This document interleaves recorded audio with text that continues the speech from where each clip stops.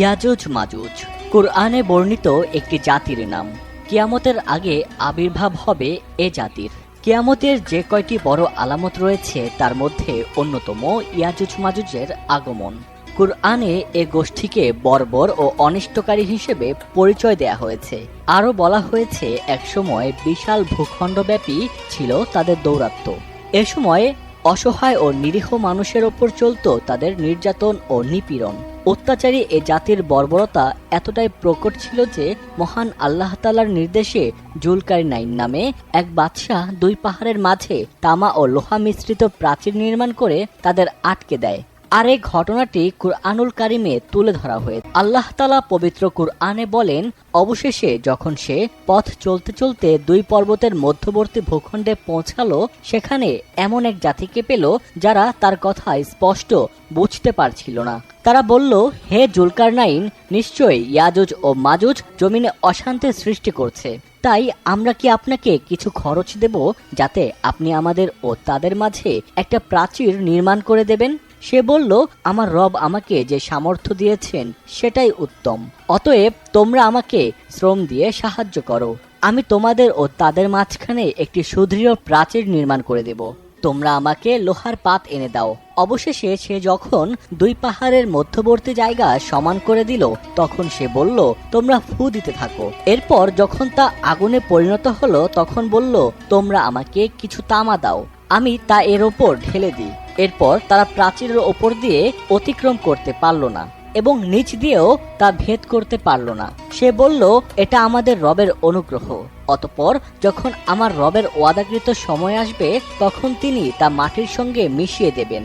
আর আমার রবের ওয়াদা সত্য। সূরা কাহাফের ৯৮ নম্বর আয়াতে সুস্পষ্ট বোঝা যায় যে আল্লাহ তাআলার প্রতিশ্রুতি অনুযায়ী জুলকারনাইনের নির্মাণ করা প্রাচীর যখন ভেঙে যাবে, তখন মানব উপত্যকায় আবারও দলে দলে গমন করবে ইয়াজুজ মাজুজ। অন্য এক আয়াতে আরো স্পষ্ট করে বলা হয়েছে, অবশেষে যখন ইয়াজুজ ও মাজুজকে মুক্তি দেয়া হবে আর তারা প্রতিটি উঁচু ভূমি থেকে ছুটে আসবে। কারা ইয়াজুজ মাজুজ?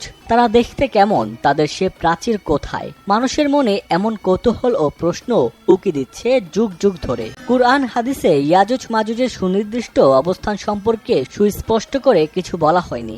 তবে কুরআনের ব্যাখ্যা করে লেখা বিভিন্ন তাফসির গ্রন্থে বলা হয়েছে, ইয়াজুজ মাজুজ তুর্কিদের অন্তর্ভুক্ত একটি জাতি, যাদের অবস্থানস্থল হল আর্মেনিয়া ও আজারবাইজানের কাছাকাছি অঞ্চল।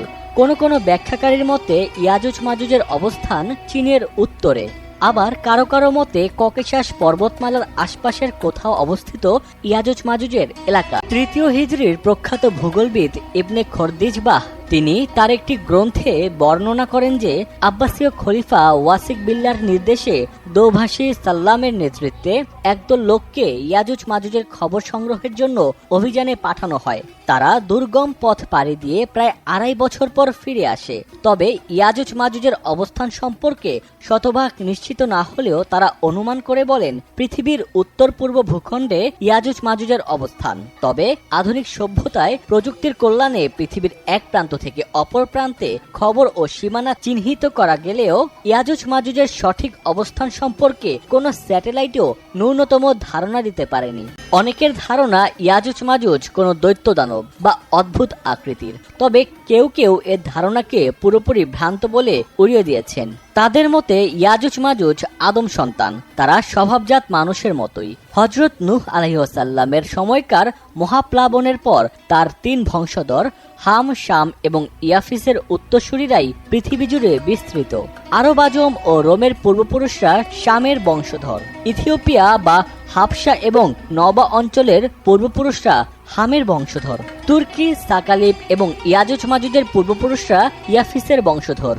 তবে ইয়াজুজ মাজুজ বৈশিষ্ট্যের দিক থেকে মানুষ হলেও হিংস্র ও অমানবিক একটি জাতি। ইয়াজুজ মাজুজ আবার কবে এবং কিভাবে আসবে মানব উপত্যকায়?